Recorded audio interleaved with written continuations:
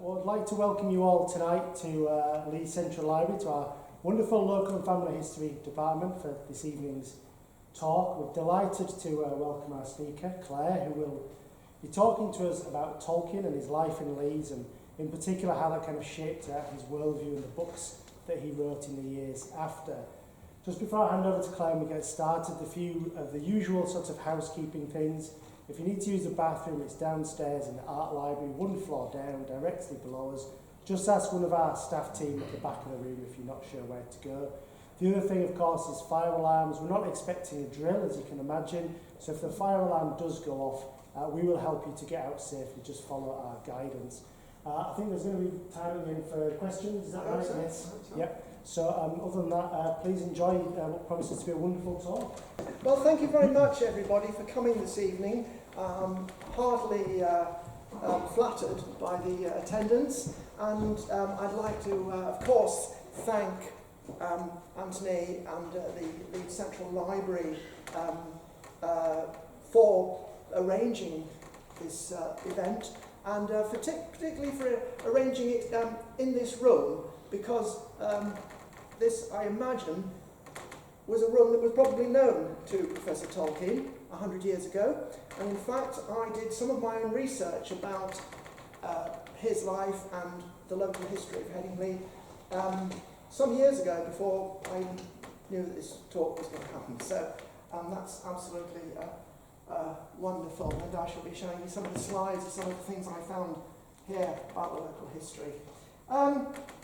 Well, it's 100 years ago this month since JRR Tolkien was elevated to the first professorship of English language at Leeds University at only the age of 32, which is quite an achievement. He'd come up to Leeds as a junior lecturer, called a reader. His position was as a junior lecturer and research fellow, and he produced, well, his finished work, main finished work was Sir Gawain and the Green Knight, which is a very interesting work, which I shall be talking about a little bit. And also, at the same time, he was working on his own legendarium, which he had been developing for already 10 years by the time he reached the professorship. So we should be talking a little bit about that as well.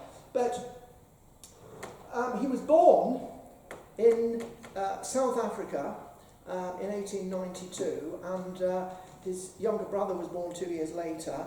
But unfortunately, his father died very shortly after that, and his mother was obliged to bring the children back to England, where they set up in a small village outside Birmingham called Sarehole, which is where he got his first inspirations for the Shire.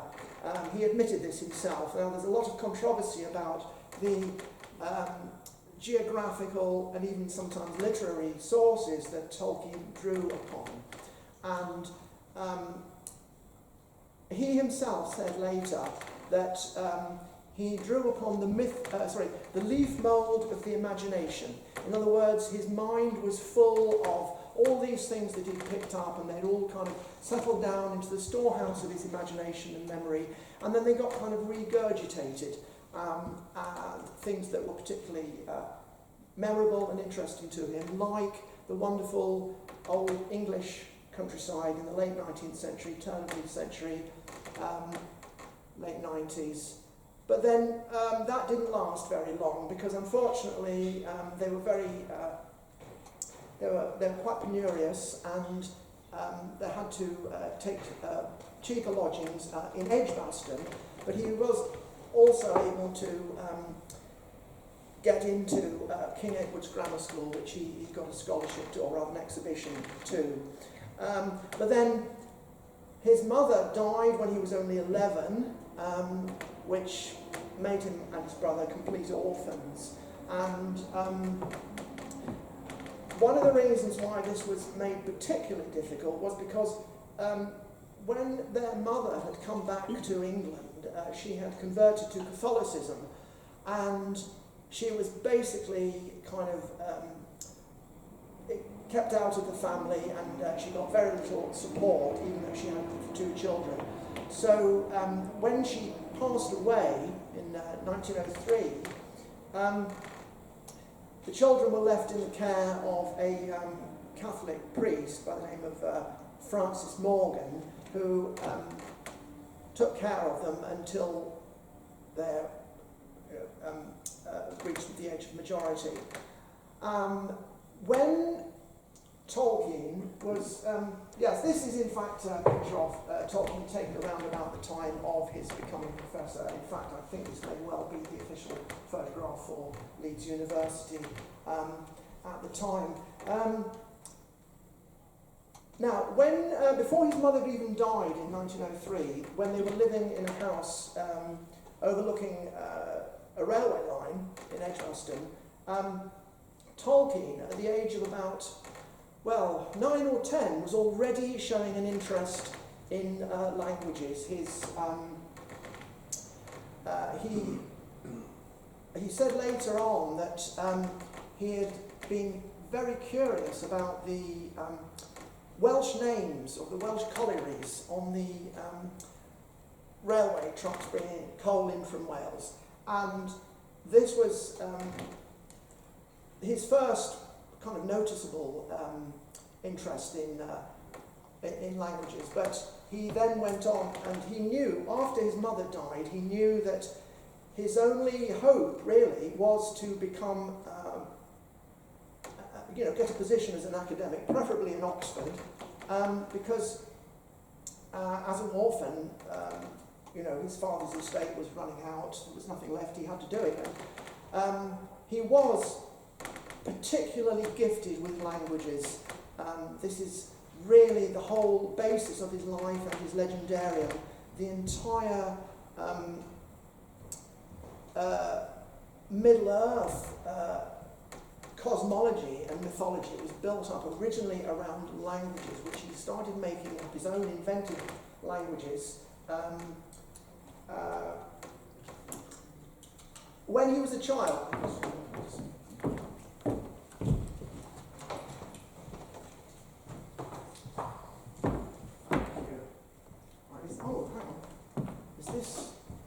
Have we got something I can switch on the next? Yeah, that's all right. Oh, does it? It looks like a. No, the buttons if you maybe carry the other one fast. It's the there.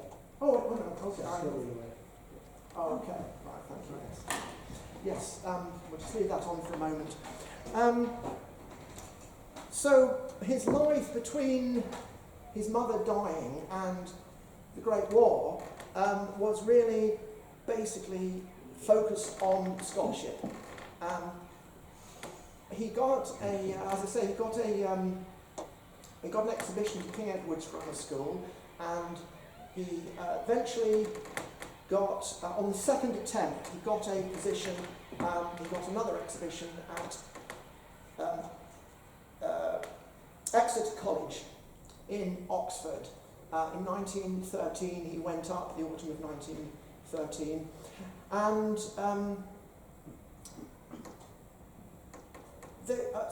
1911, I beg your pardon. And after 2 years, he was a classics scholar, and he'd always been working on classics, but his real interest was in Nordic languages.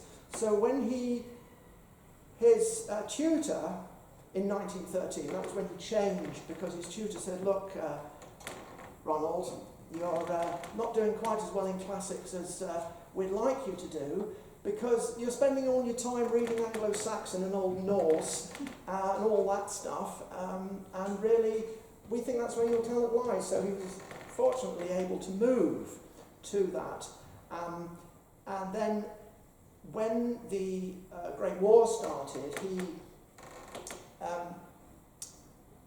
he found that he had 1 year of his degree left, but he was able to take an officer training course, and he trained to be a communications officer, which was obviously very much up his street. And let's see if I can get this to work. Yes, so this is, actually I think this is a very interesting one. John Garth, this book by John Garth, Tolkien and the Great War, it's really the most fantastic account of Tolkien's early life. And I think this is particularly interesting because, you see, that's him. Hang on. Yeah, I've got this other one. That's Tolkien,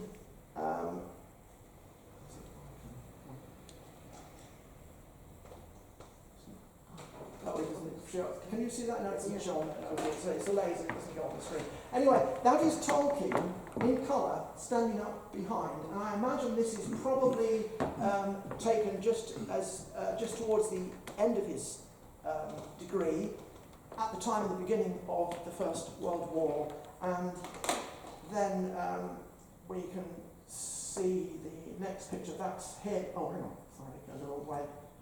That's the close-up of him standing there above them, almost as if, you know, he's the one person who stands out from his year at Dexter College. And here we have this marvellous photograph of him 100 years later. So he, Father Morgan had forbidden him to marry Edith. He had met Edith, as I mentioned, in the orphanage some years before. They hit off a great relationship. But unfortunately, Father Morgan thought that it was distracting Tolkien away from his studies. And so it led to the point where he was actually forbidden to see Edith. But he wrote to her as soon as he was 21, which was towards the end of his university time, and she did agree to marry him. And she broke off an engagement with somebody else, and so then he went off to the war, and he had a lot of illness in the war. He spent most of 1916 on the front line, running cables from Morse code across no man's land. This is where he got one of his images, which is well recognised from the Lord of the Rings. People may recall the Dead Marshes, the passage of the Dead Marshes, when they see the dead elves from thousands of years ago in the muddy pools and the rotting corpses and all that. And this is well attested to have been derived from his experience in no man's land on the front in the war. Also, it also inspired, because he was actually writing fragments of his legendarium during that period of time on the front, shortly before, and he was working on the Fall of Gondolin, which is in the Silmarillion, but also in the Lost Tales. He was writing the Lost Tales. The Silmarillion came later as a kind of revised version. The Lost Tales is his first struggles towards it, using the kind of things that he had learnt about, or the landscapes that he had known as a child and as a teenager. Shortly before the war, he spent a lot of time around Warwick, and he became very interested in Warwick Castle, and he developed a lot of his ideas around imaginary ancestors and originally people who, hundreds of years ago, Ariel and Elfwine and these people who he kind of invents. They're kind of semi-legendary Anglo-Saxon figures that he kind of picks up on. And this is like his, this is an example of his mythopoeia. Now, he didn't invent mythopoiesis. What is mythopoiesis? Mythopoiesis is elaborating myth out of fragments, poetic elaboration. So what we find with Tolkien's work, his legendarium, is that he's picked up fragments along the way and he's worked them up. So originally he's just working up on things from Anglo-Saxon and Norse mythologies, and then he develops these more of his own right. He was particularly interested in what he wanted to find the real story. So he's digging back into the ancestral memories, the stories, and he's kind of making up his own stories, his own root stories. And this is very much like his interest in languages, because of course all these stories, they developed either out of languages or to accompany languages that he invented. He invented all sorts of Elvish languages and Mandarin, and he was very influenced by Welsh, and he admitted later that he never quite got the hang of Finnish, but that's a very unusual language. So, oh yes, and then there's one line of his that I must recite, which I think really, in a way, I think it's so interesting because it kind of sums up, in one line, it kind of sums up the whole, it's an encapsulation of Tolkien's whole motivation and what he wanted to achieve and what it was all about. And the line is, he wrote this just before the First World War, and this was the first line of his true legendarium that people consider, and it was about Rae Randall, which I kind of like because it rhymes with my own name. He launched his bark like a silver spark, and a bark, a B-A-R-Q-U-E, that's an old word, an Anglo-Saxon word for a boat. So Rae Randall, he had this flying boat, and it's a long story about how he rescued the Silmarillion, and he took it in his flying boat, Vingalot, to Valinor, where he begged the Valar to come and save Middle-earth from Morgoth, the Melkor, who was the Dark Lord of the First Age. So during this time, the 19-teens, he was already well into developing a lot of these ideas, and he continued to rework them ceaselessly over the coming years. Right up until his death, he was reworking the Silmarillion, and you can see a lot of this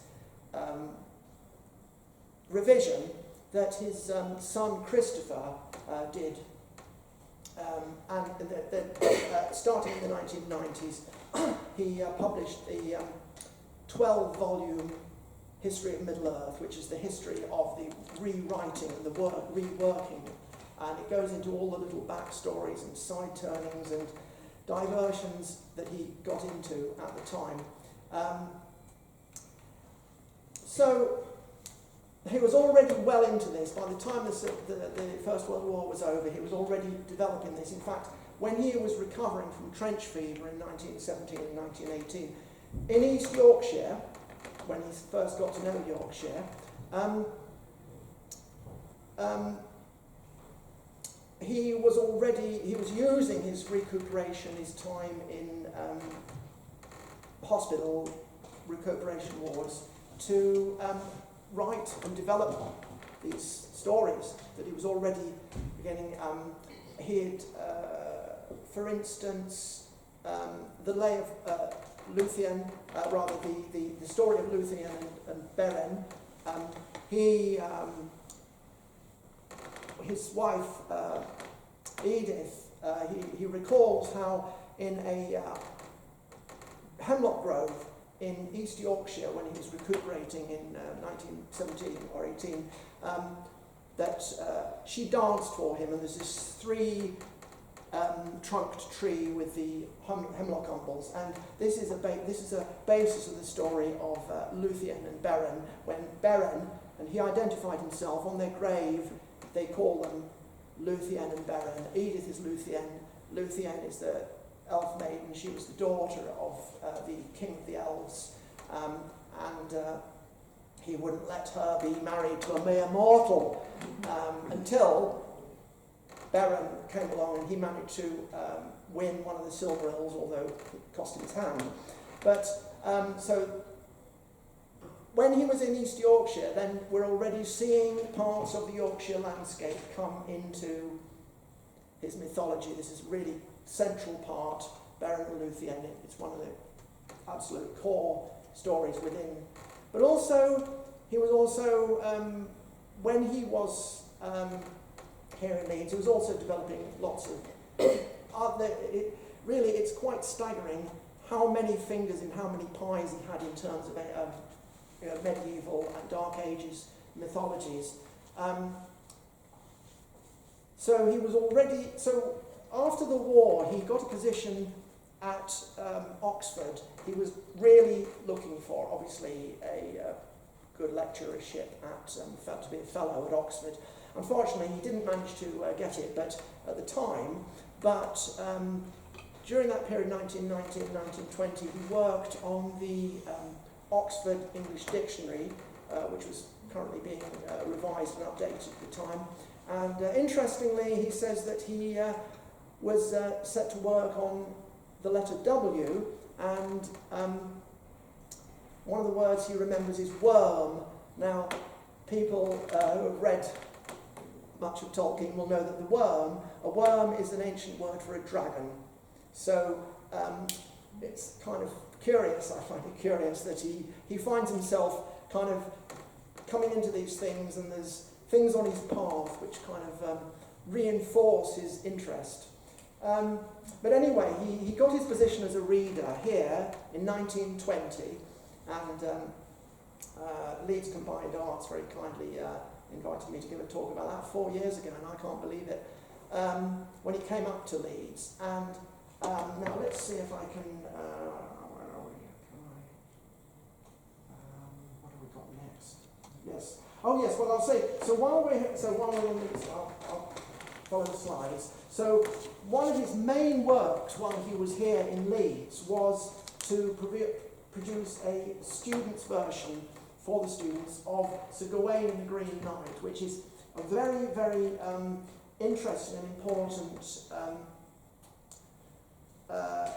Middle English text, but which he was there with E.V. Gordon, Eric Vernon Gordon was his junior assistant. Well, he was also very interested in Old Norse, and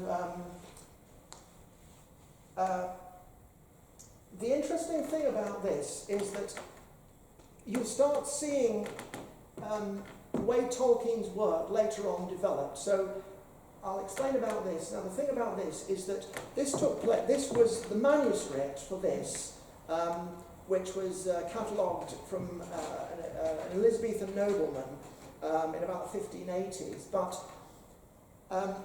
it was actually written in about 1375, which you may recognise as being about one generation after the Black Death. So it's very interesting because it's a combination of different texts. It's got kind of colloquial Anglo-Saxon stuff with the riddles and tests that Sir Gawain is put to when he goes to the castle. The castle has Morgan Le Fay in it, so that kind of takes you right back to the deep Mabinogion kind of levels. And at the same time, it's introduced in a kind of French courtly manner with King Arthur, so it's a bit like the Arthurian tales of more like the 12th century. So it's an interesting thing in that it's really, and it's written in a kind of northern dialect from Cheshire. So it's a real hodgepodge mixture that somebody put together shortly after they're recovering from the Black Death, and they're trying to patch together.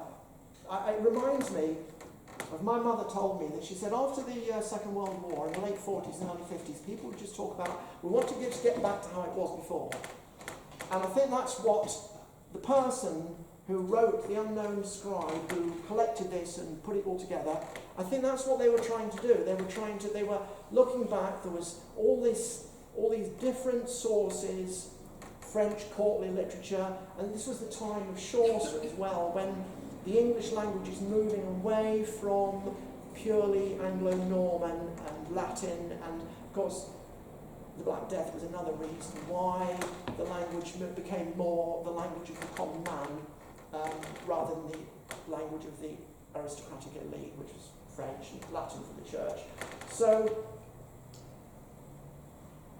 you see this happening in Tolkien's own works. In fact, in the Brotherton Library there is a letter from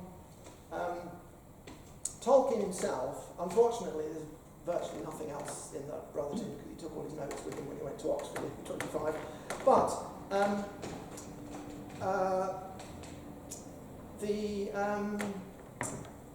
yes, his own. Yeah, the letter to Arthur Ransom is very interesting because he talks to Arthur Ransom. He addresses Arthur Ransom. This is in 1938, just after The Hobbit's been published and very successful, and before The Lord of the Rings, and he's talking to Arthur Ransom, who you may know is a very popular children's author from the 1930s, the Swallows and Amazons series. And he is writing to Arthur Ransom, speaking as if he is the scribe who has collated the manuscript of The Hobbit. So this is how he liked to put it. And this is often something you find in old manuscripts. You'll get an introductory piece by the scribe, and then it'll go into the story. And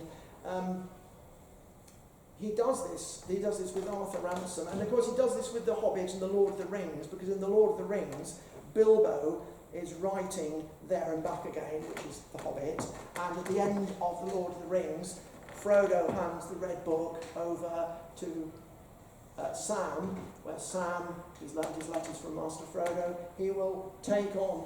And of course, so this is Tolkien putting himself into these things. He likes this idea of the scribe taking on all these old manuscripts, all these old stories, and kind of reworking them. And I'll just see, this is also something from a slightly later, from the 1930s, I believe, Leaf by Niggle. You may have heard this. It's a rather curious little story. He said that he disliked allegory, and this is an allegory, but he had it as a dream, so that's an excuse. And he says, this is a description, really, of his own work, because this is in his dream. He says, there was one picture in particular which bothered him. It had begun with a leaf caught in the wind, and it became a tree. The tree grew, sending out innumerable branches and thrusting out the most fantastic roots. Strange birds came and settled on the twigs and had to be attended to.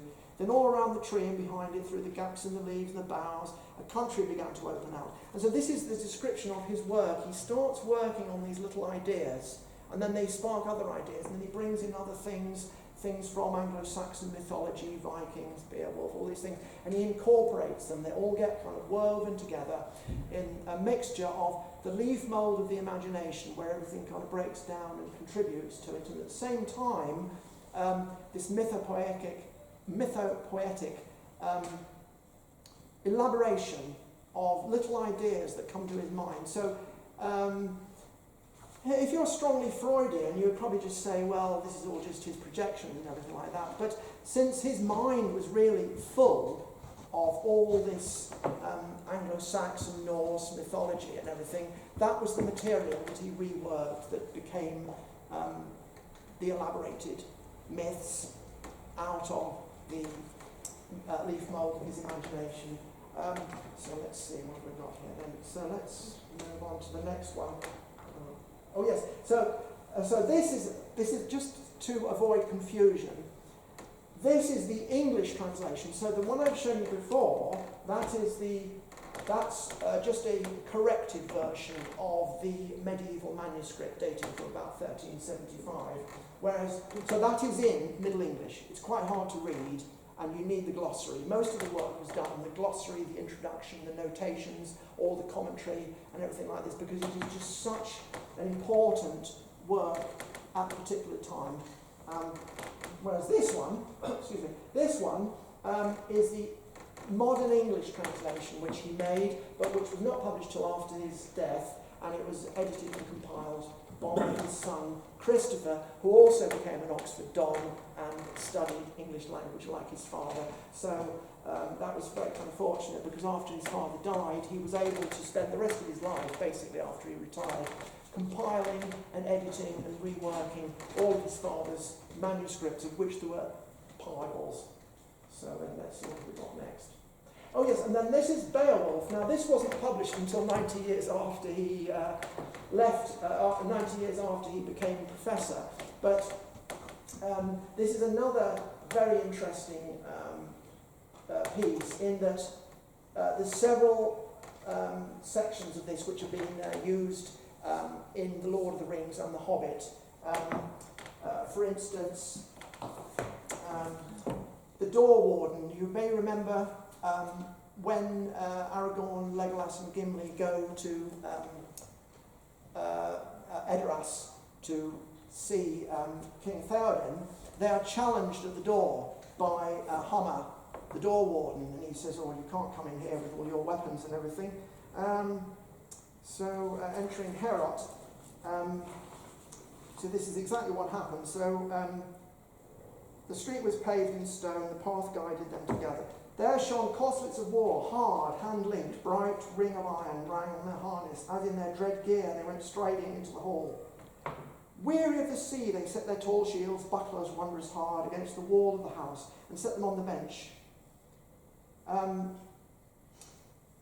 And then a knight in proud array asked these men of battle concerning their lineage, "Whence bear ye your plated shields, your grey shirts of mail, your mast helms and throng of warlike shafts? I am Hrothgar's herald and servant. Never have I seen so many men of outland folk more proud of bearing. I deem that in pride, not in ways of banished men, nay, in greatness of heart ye have come seeking Hrothgar." So then they say that they are companions of Hygelac's table, that's the relative that's been called Beowulf. And so this is the same as happens in The Lord of the Rings, because Hummer, the Door Warden, says, "Who are you? You can't bring these weapons into the hall of Medusel." And quite clearly, Tolkien is drawing on these ancient traditions that no one could go into a hall like that, bearing weapons, whether they were Beowulf or Aragorn, heir of Isildur, So you see these parts. Yes, there were. And again, Beowulf is a mixture of. It's a compilation of different manuscripts. It's a bit more obscure than Sir Gawain because Tolkien reckoned it went back to the late 7th century, possibly. And one of the things that he says about this is that the further back you go, you can tell the really ancient fragments because they are more fantastical. So basically, it's like language. As language changes over time, so do the myths and the stories. And the ones that have changed most into, demons and giants and things have had more time to develop in the collective imagination of the people who are retelling them. So obviously, when Beowulf is written down in the 8th or 9th century, it's already been retold quite a few times. And for instance, the Grendel, the monster of the moors, well, you never really find out what Grendel is. I mean, obviously Grendel is an ogre, some horrible monster, whatever, an orc, something like that. But he might just have been a brigand, But the thing is, if you've got some kind of bloodthirsty brigand who's out on the moors and everything, and he's an outcast or something, and the people run in fear of him and all this and stuff. So this is very much part of the Tolkien mythopoesis. We see him using these techniques.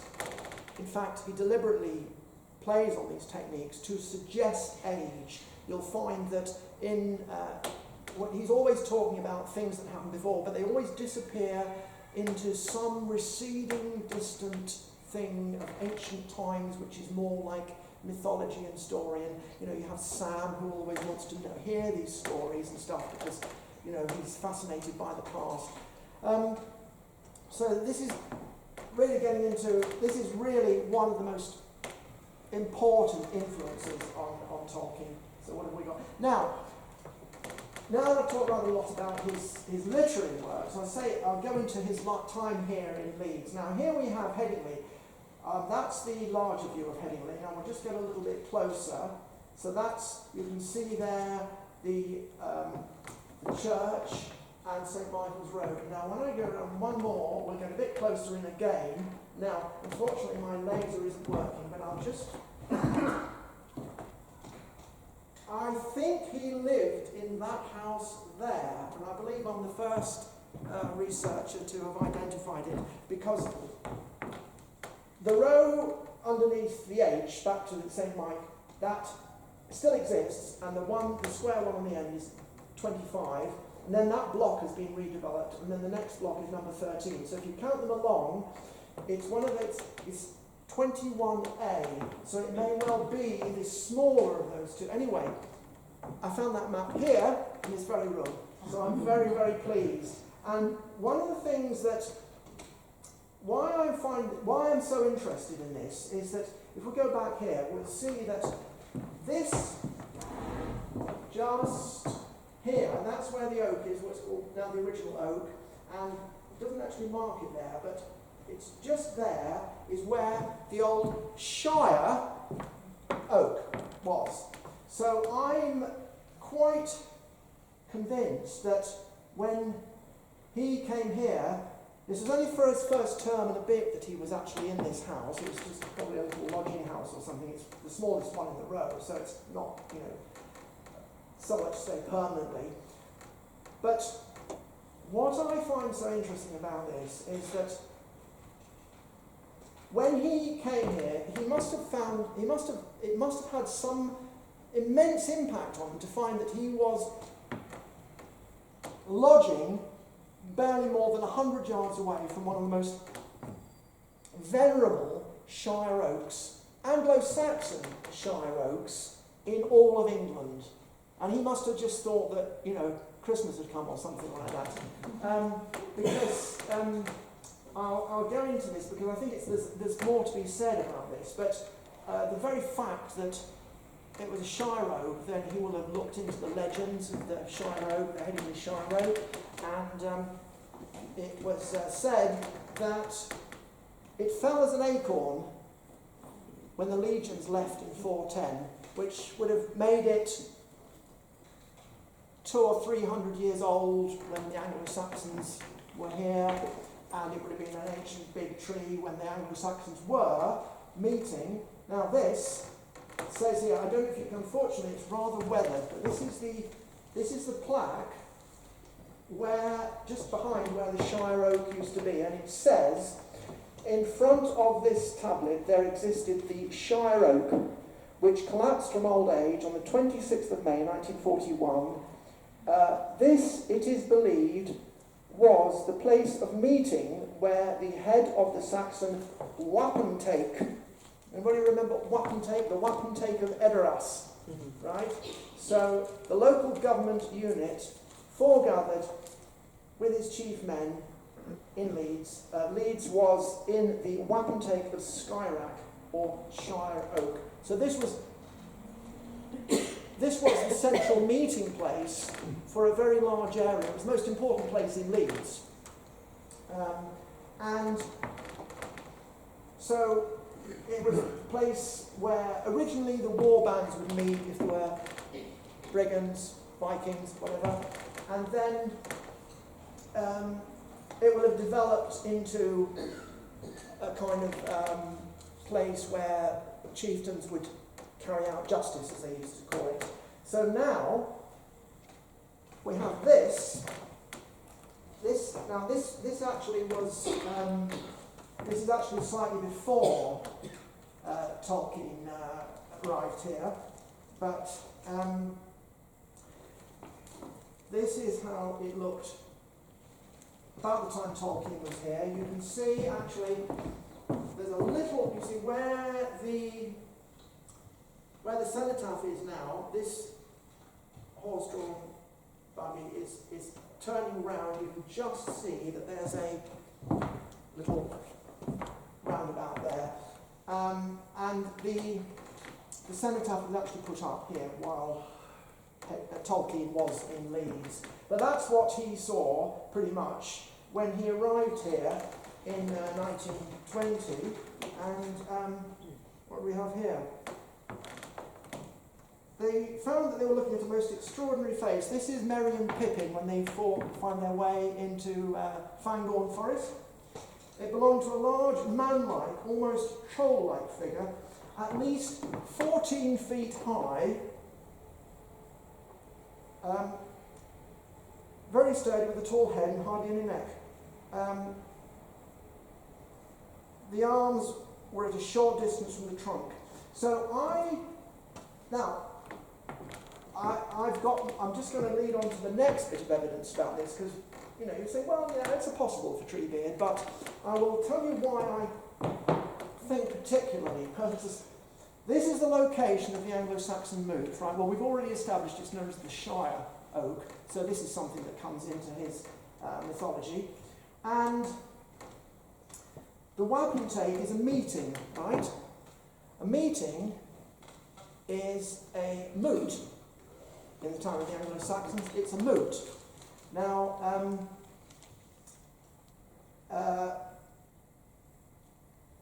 in Old Norse, a moot is known as a thing.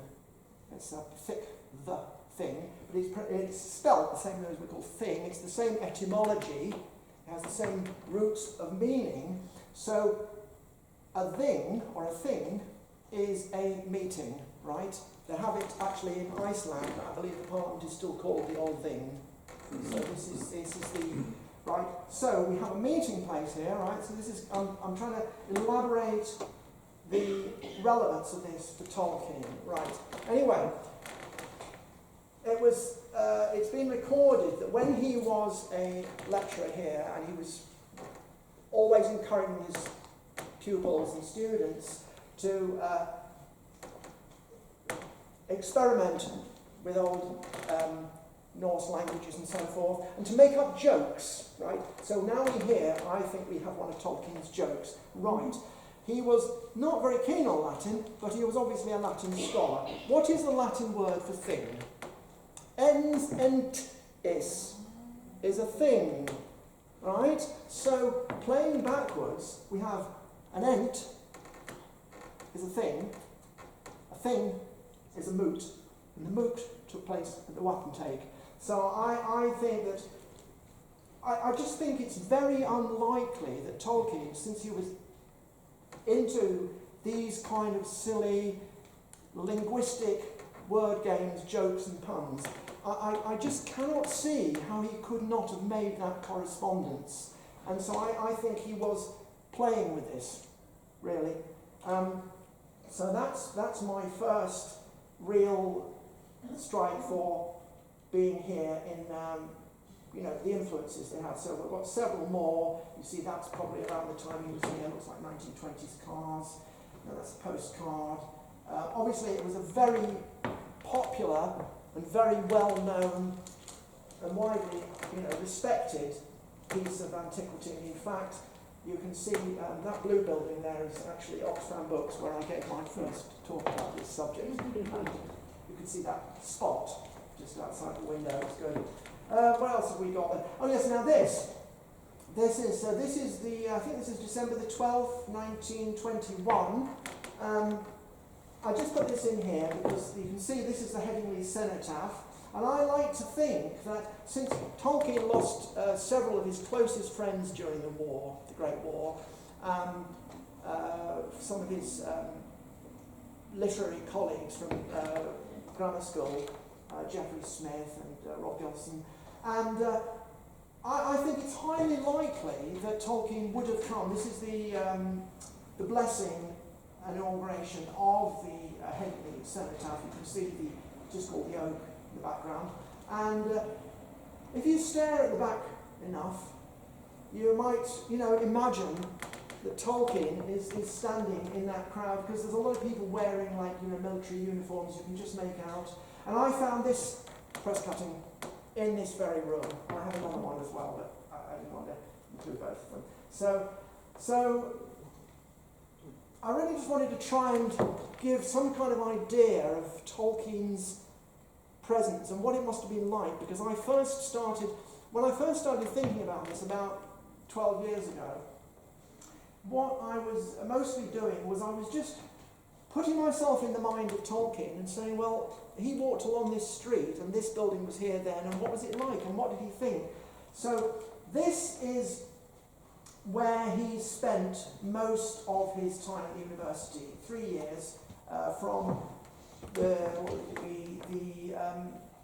end of 21, beginning of 22, until the end of 24, when he moved up to Farehadley. So here we have St Mark's Terrace. Now, that was his house, number 12. So that's the front row on the street, 2, 4, 6, 8, 10, 12. Sorry, I said number 12, that one. And I also have another one where you might not be able, I'll explain where that is. That's Woodhouse Lane. That has now all been completely redeveloped for the university. We can see that's the kind of Google Earth map, and so I've kind of put in there where the street was, and that's his house there, where the blue dot is. And now this one is very interesting, because this is a 1951 aerial photograph, and I have to thank the Otis Archive for this. So this is, you can see, this is looking down the Parkinson building. The Marlboroughs are still there, but you can see where the art college is now. Obviously that's all been knocked down. Now, if we close in, right, we can see actually that there is actually his house there. And I've even got another one. You can see that you will notice obviously we'll see this in the next one. You see the old graveyard, St George's Fields now. You can see on this here, it's all been levelled and all the graves have been covered. That was the Leeds graveyard. And now this, right down the bottom, is Tolkien's house there. In 1951, shortly before it got knocked down and redeveloped. So I think it's kind of interesting to put yourself in that and think about, you know, the life that he was living, because his wife Edith complained that the smoke fumes were so bad that their net curtains dissolved. So I wonder if it was fumes from the graveyard. What have we got? Sorry, I've got where am I going? Oh, hang on. Sorry, there we go. Right, yes, that's the one. And this is the street outside his house. He will do his house on St Mark's Terrace, just up here and round the corner. So here we have the Cemetery pub, where he used to meet with his students, and I believe that members of the Department of English Language still meet there from time to time. And you can see the library pub, where he probably, obviously it was a library in those days, and he probably went there for a bit of quiet to do some work. And what have we got there? We are. There's the Cemetery Tavern, the proud landlord. Now, living as he did in Headingley, first at St Michael's, then at St Mark's, and also I have included his short stay at Holly Bank in Headingley opposite Salvo's. It helps if you know Headingley. He will have walked up and down from there. So we have, that's Woodhouse there, and there's Headingley up here. Somewhere, there's the cricket ground. And so, now this is getting a bit of a, now this is getting into my deep dive, because I think I've just about got time to do this one. I'm going to have to skip some of the others. This is my centrepiece of my own personal landscape legendarium for Tolkien. Now, I remember when I first came to Leeds in 1974, which is 50 years ago. At the time, it's 50 years since Tolkien was made professor, and time seems to telescope. Woodhouse Ridge. Somebody said to me, this was back in the 1970s. There was a urban legend about Tolkien. People said to me, "Oh, you've got to go to Woodhouse Ridge because that's where Tolkien got his ideas for the Shire." And I thought, it doesn't look like Shire much to me. Isn't it Ithilien? And the reason I say this is because it's a long slope. On one side of it, Old Woodhouse. There we go. You can see where, this is taken in the 1950s, you can see where Old Woodhouse is getting knocked down. So there will be the smoked blackened slums of Old Woodhouse. And this is the road. If you imagine that, right, so you've got the slope of Ithilien all going along the way there, right? You've got a road leading all the way along it, right? You've got the river at the bottom, you've got the Vale of Anduin at the bottom, and you've got the smoke-blackened houses of Old Woodhouse. Mordor.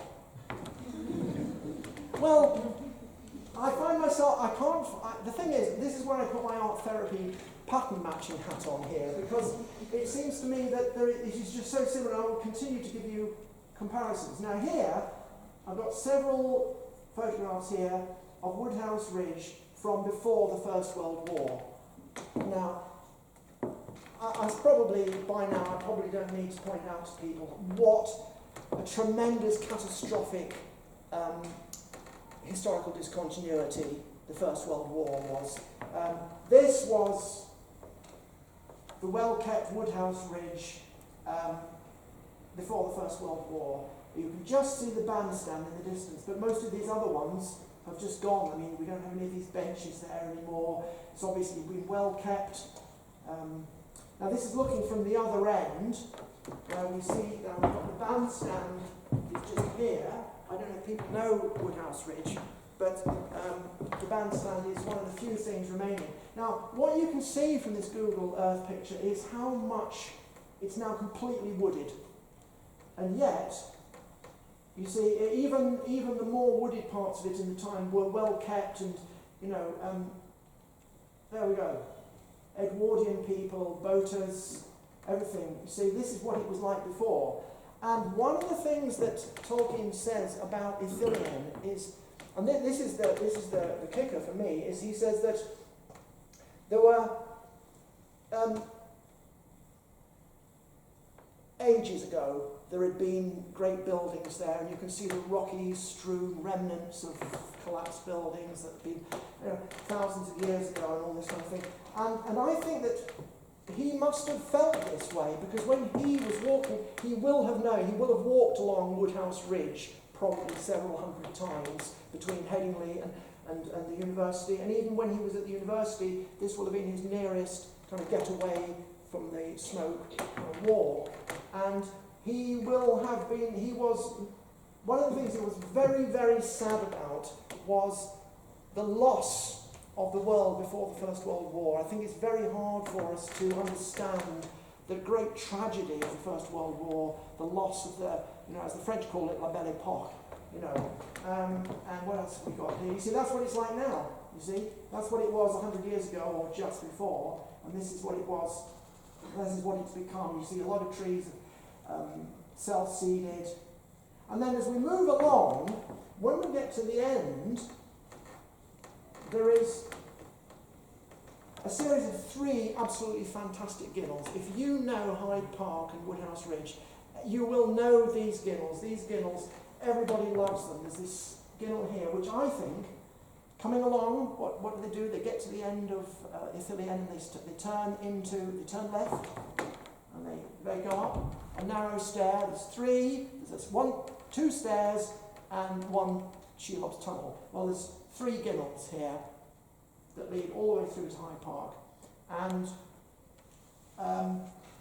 it's also the feeder, it's the Hyde Park feeder into the Dales Way, which I think might have entered his imagination in other ways. I'll leave that for now. And then, so this, if that is the stair, the narrow stair, so you've got the Tower of Cirith Ungol on the other side. That's the Tower of Cirith Ungol. The narrow stair, and Minas Morgul on the other side. Maybe my imagination's going wild here, but I've thought this nearly for the whole 50 years since I came across this, and I just think that the comparisons, and particularly when you think about how there are actually drains and bits of pavement edging and things like this, things that today we wouldn't think would be necessary on a wild park like that. So I think that he must have had a tremendously strong sense of the loss of that Edwardian world that we see in these other photographs, which he remembered, and now here it's all gone, just fragments and everything. Oh yes, I also want to say one of the other reasons is that this bandstand overlooks, it's really steep, it's up high on a cliff, and it really overlooks, and to me that is just like the place where Faramir takes Frodo out to look over, and they look down and they see Gollum in the pool down below. So when you, I mean, I can't really complain about more trees, but at the same time, we've lost the landscape that he will have known, and so you could stand on that bandstand, and there's even in Ithilien there are rills and little streams springing out, and I actually had a friend on the allotments beneath that who had an allotment where springs would come out. So and also he says that it's lots of wild herbs and things like that, which you also find on the ridge. So I would just suggest that next time you walk on Woodhouse Ridge, you think about the parallels, and maybe I'm just making it all up, and maybe it's all pareidolia, but I do think that this is so similar, and of course everything in Tolkien's imagination was exaggerated. All the literary techniques, exaggeration, multiplication, diminution, splitting, multiplication, all these things, and you just take a fragment, and this is mythopoeia. You take a fragment, you elaborate it. He sees this and he thinks, what, that ancient civilization that was lost, now it's all just being overgrown, and you can just see the fragments of it and things like that. So, really, I think I'd probably better wrap up there. I've got several more that I could show you. Well, this one is, you might recognise Arnscliffe Crag. I'm very much inclined to think, there we are, that might have been, if he went there, perhaps he just got interrupted and he never got to finish his name. There we go, see. So, and I think this bears some resemblance to Amon Ruth from the Silmarillion and Hurin's Children. If you haven't read Hurin's Children, it's one of the best of the bits one of the pieces that's been put together from the fragments by his son Christopher. It's a full, proper, developed novel. It's much more readable than the Silmarillion version of Turin Turambar. And in that, Amon Ruth, it's called the Bald-Headed Hill. It sticks out. It's like this. It's like that, basically. And there's caves underneath it. Of course, there's always caves, isn't there? I mean, even in mine, you always have caves. And so I think that you can see this from the Chevin. You can see it from the Arlington Viaduct if you go to York. So it would have easily been visible. It's the kind of thing that would have caught his imagination.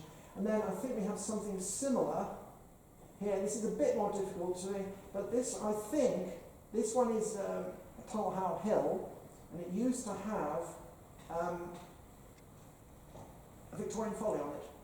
And I think that this was knocked down shortly in the 1950s, I think, because it was becoming unsafe. But I think that might be Amonsul, the Weathertop, because, taking it back to that picture, you see, one of the things they say is that if you stand out on the skyline, you're visible from a long distance. And the Stonegate Road on the other side, if you stand on the top, I used to live near there in the 1980s. Before it was all heavily wooded, you just had those trees on the top. And if you stood there, you could be visible for miles. And this is when Aragorn says to Frodo and Sam and the hobbits, get down, you're standing on the skylight, those black riders, they can see you. So I think that is another one that's interesting. And of course, you know, it might just be Victorian folly, but I mean, it's the kind of thing that would, you know, hit Tolkien's imagination. Now, this last one is Malham Cove, and I have to skim through this quickly, but Malham Cove, if you haven't been to Malham Cove, I will just say it's just amazing. It is amazing. My friend Rosemary, who took us there, she'll remember how completely gobsmacked I was at the size of it. Now, I think this is on the in Will, because it's just, if you look at the limestone pavement at the top, you exaggerate everything. You can just put yourself into Sam and Frodo trying to get down the Emyn Will with that bit of elven rope. There's a tree, there's a crack, there's little platforms, and you get to the bottom. So I think, now, there's no actual evidence that he went to Malham. He could have done. Not everything is recorded about Tolkien. And a couple of these drone photos, I should say, these lower ones took myself, but the two higher ones here, they're from someone called Connor French, which I took stills from his video on YouTube, I should say. And then, this is just a possible Janet's Foss. It's a waterfall with a cave behind it. Again, we have the window on the west. If he's visiting Malham Cove, and then this. I didn't identify this, but it's already out there in internet land. Gordale Scar is Helm's Deep. I just think that, at the moment I came across this, I thought, I wish I'd thought of that. I wish I'd thought of that. But I claim Malham Cove to myself. But I couldn't do Malham without including Helm's Deep. You see, it's this. And then here we have, I think this is a little amusing, because further down you've got the river coming out the stream, and you've got a wall going across, and there's a bit of fence there. And I kind of imagine, in Tolkien's imagination, it might have been like, this is the Watergate that the orcs blasted with their gunpowder. You see, if you know, because that's, you know, it's all, you've got to get into Tolkien's imagination, where a tree stump turns into a giant tree, living tree, or a cliff turns into this, obstacle. So there we are. That one's from someone called Kite Stew, who has lots of drone footage, and there's from looking back over it.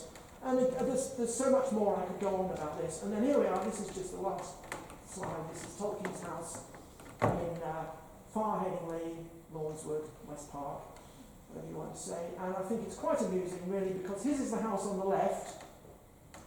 So he gets the amusing view of the spire, which obviously is good for his imagination, but at the same time, he doesn't have to pay for it, and he doesn't have to worry about the maintenance of it. He's just got this little house. He's got the little house on the left. So he only stayed there for about a year because shortly after he was made professor here in Leeds, he was offered the Boswell professorship of Anglo-Saxon at Merton College, Cambridge, which obviously he jumped at the opportunity. But he wouldn't have got there if he hadn't done all that he did in Leeds. So much work on Old Norse, Chaucer, Old Germanic. I cannot even say all the different old languages that he did. But anyway, that got him to his position in Oxford, and from there on he was able to get himself really well established, write The Hobbit, and after that, obviously, The Lord of the Rings and everything. So, thank you very much, everybody, for bearing with me. A few minutes overrun, but anyway, I'd be very happy to take any questions. Thank you.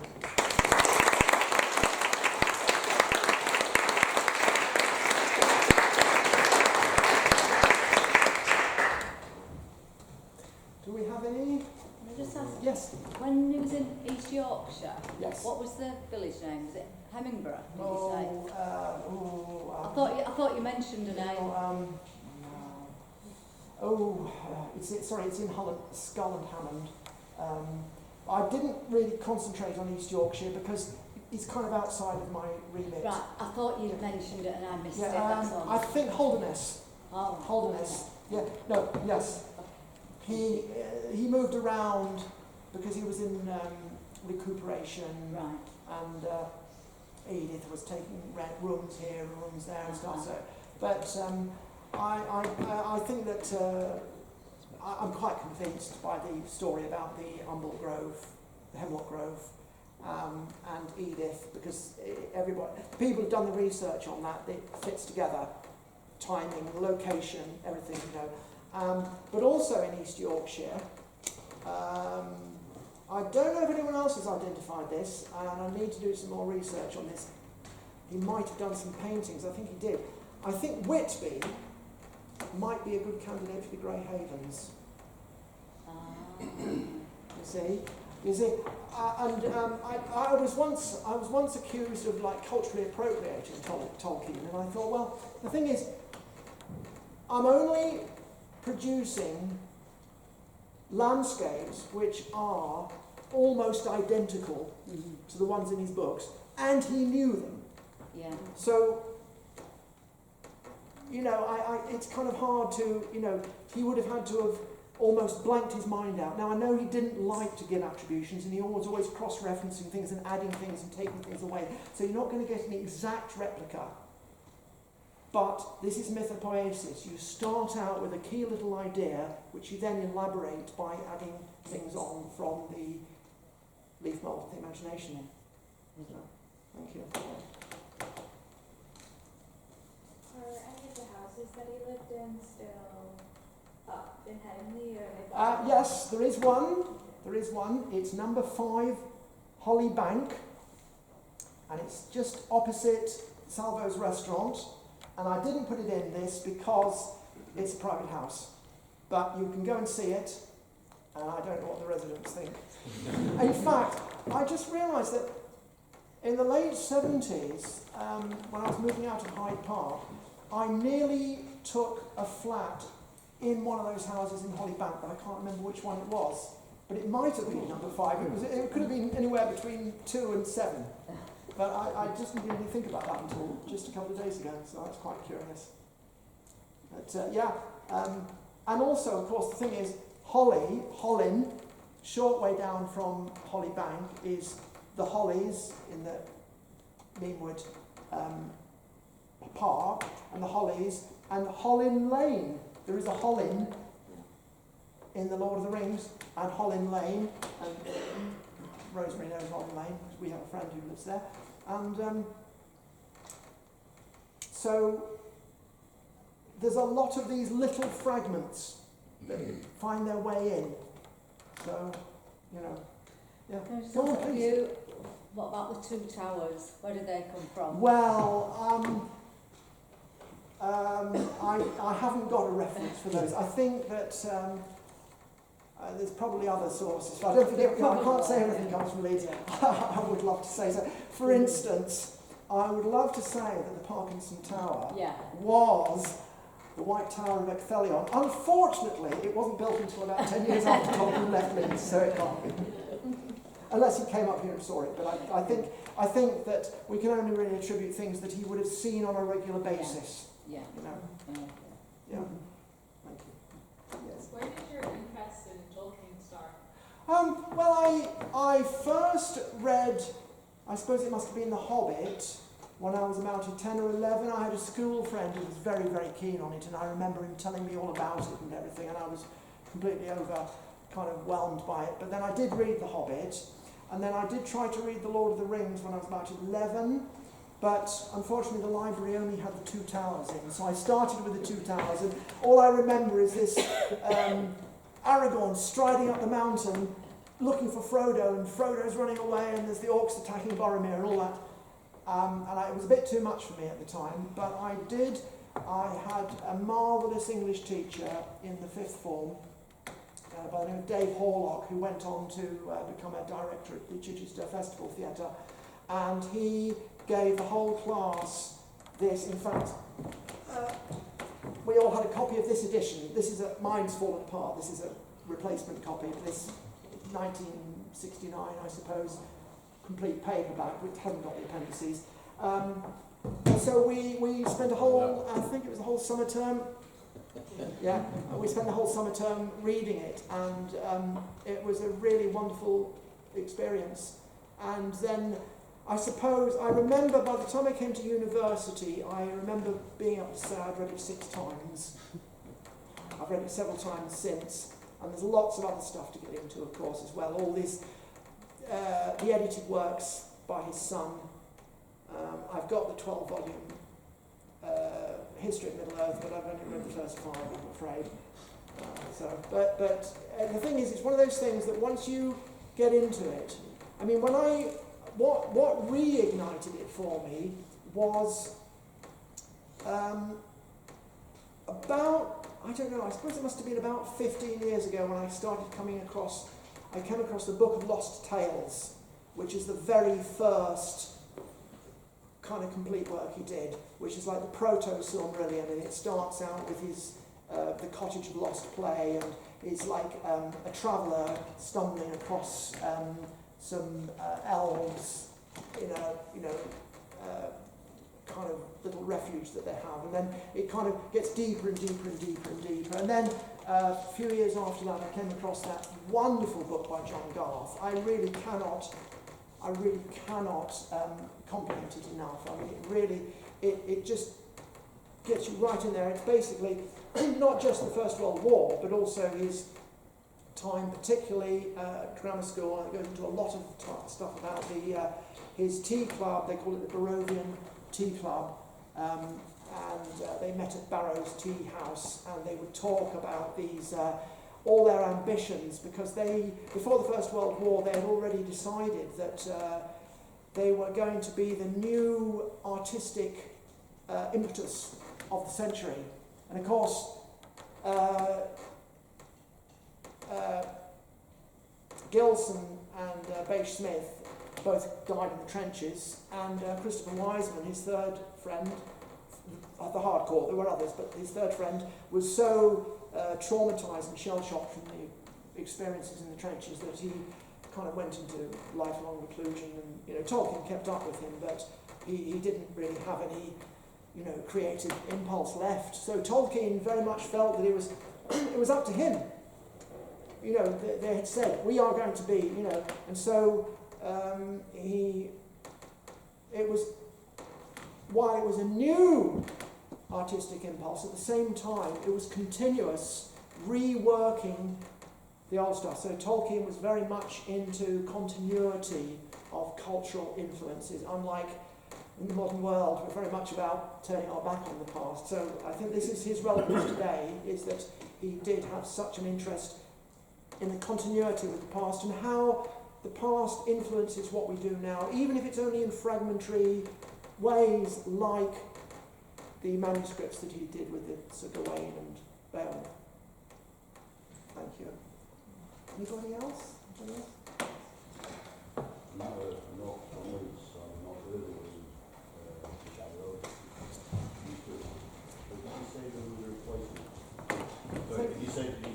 I've not heard of the Sarehole because I'm not from Leeds. Yeah. Did you say that planted replacement? No, I did not. I don't think I mentioned that, but there is one actually. Because if he didn't go moved away long before it fell over, he would have heard of that. I've got instinct tells me. I expect he would have. Therefore, in that, there's the baptistry. The replacement. Yes. Well, the replacement was planted. I think it was at the time of Elizabeth's coronation in '52. So that in the book. But I certainly. He would have believed there would have been. I just thought of it as. Yes, I hadn't thought of it in that way, but I had definitely thought of the Shire Road as being a bit like the party tree in itself. But I know what you mean about the party tree was replaced. No, but if it was actually falling, but the part of it falling down, and in the mindset at the end of the story, it gets cut down. That's what they do. Oh yes. When they take over, they cut it down. That's very interesting. I hadn't thought about it because actually. Because I'm not. We'd have to look at the timing on that because the replanting was in '52, and I think that was just. Well, yes. I'd certainly thought about the Shire Oak possibly being the party tree, because. Very much what it was, wasn't it? I mean, in the Anglo-Saxon times and even through most of the Middle Ages, people would meet there in the same way as Tolkien's party tree, yeah. So, but I hadn't got to that next stage of thinking about the replanting. And that's interesting because it was replanted around about the time of the coronation. And of course, who gave Sam the seed but the Queen of the Golden Wood?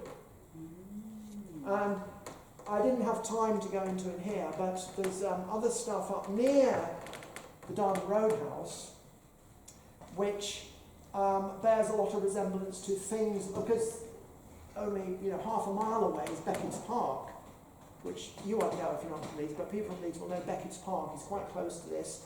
So he will have not been able to walk down to Woodhouse Ridge, but he would have been able to walk to Queen's Wood, and Queen's Wood has lots of tall beech, and the malon trees are tall, smooth-barked, grey, like beech, and they keep their golden leaves through the winter, like beech. And there used to be several very ancient beech trees in Beckett's Park. Some of them are still alive. And there are also other features that you look at them from different angles, they bear resemblances, but there was too much detail to go into that today. But I think that any notable landscape which Tolkien knew on a regular basis would be possible to find its way into his legendarium, but obviously the unusual ones. And as Terry Pratchett is, one of the things I like to say is that Terry Pratchett says about Tolkien, I saw him say this on an interview a while back, he said that the one thing about Tolkien is that he's just so good at writing about geography. Really, and that's really, I'm thinking, well, he's not just kind of making these things up on the fly. I think he is digging into the leaf mould of his imagination where, he's looking for something and, that kind of fits. So he was looking for things that fitted his story and, so he's putting it all together like the patchwork of that tree in Leaf by Niggle. So, that's his whole life. Fidgeting, correcting things, changing things, altering things. This is why his son had such a task, because everything he did had like about 5 or 6 different reiterations before he got to the one that he was satisfied with. So, there's plenty of influences there to be found, I think.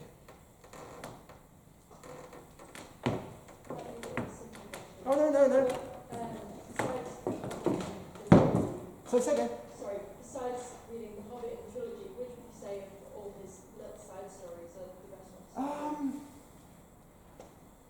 Well, I do think The Children of Húrin a really, really gripping story. And the thing is, he goes into it in so much detail, and then the way that the dragon, Glaurung the dragon, you get to know Glaurung the dragon a little bit better than you get to know Smaug. So there's really, this is right back in the depths of the First Age. It's in Beleriand, and that's where you hear a lot about Amon Ruth, the bald-headed hill that Húrin. So this is you're going to know a lot about Middle-earth in the First Age, because most of the west of Middle-earth fell into the sea at the end of the First Age because the great overthrow of Melkor the Morgoth was so tumultuous that a huge part of the land was, sunk in the... And then Numenor happened later. But, yeah. So, Children of Húrin, fantastic. Yeah. I'm pretty sure we've got a copy of it available to loan, actually, here on the trolley or the stand over there. I can recommend some other Tolkien-related books as well, if anyone wants to... there's also... Thank you, yeah. Sorry, there are also quite a few kind of uncompleted things, like there's one about Arthur that was incomplete, and then there's one called Kullervo. I've got that, but I haven't read it yet, which is based on the Kalevala, which is the Finnish national myth. Again, that's not quite completed.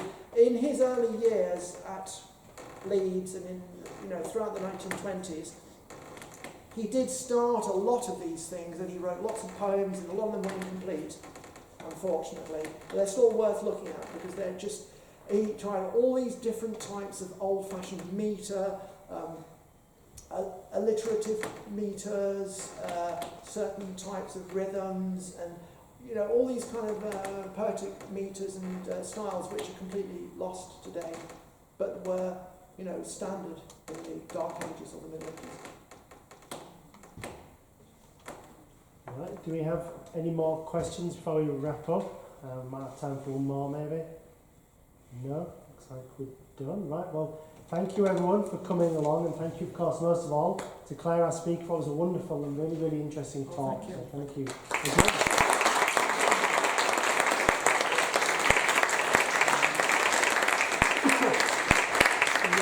As I said, there's a small selection of books that are available to loan on the stand and a couple on the trolley at the back of the room. So if you want to take any of those out, just talk to the staff at the counter. And we'll be able to issue them to you. Fantastic. Thank you very much, everybody. Yeah. And if you'd like, if there's anybody who just wants to privately ask me a question at the end, I'll be very happy to hang out and wait. Thank you very much.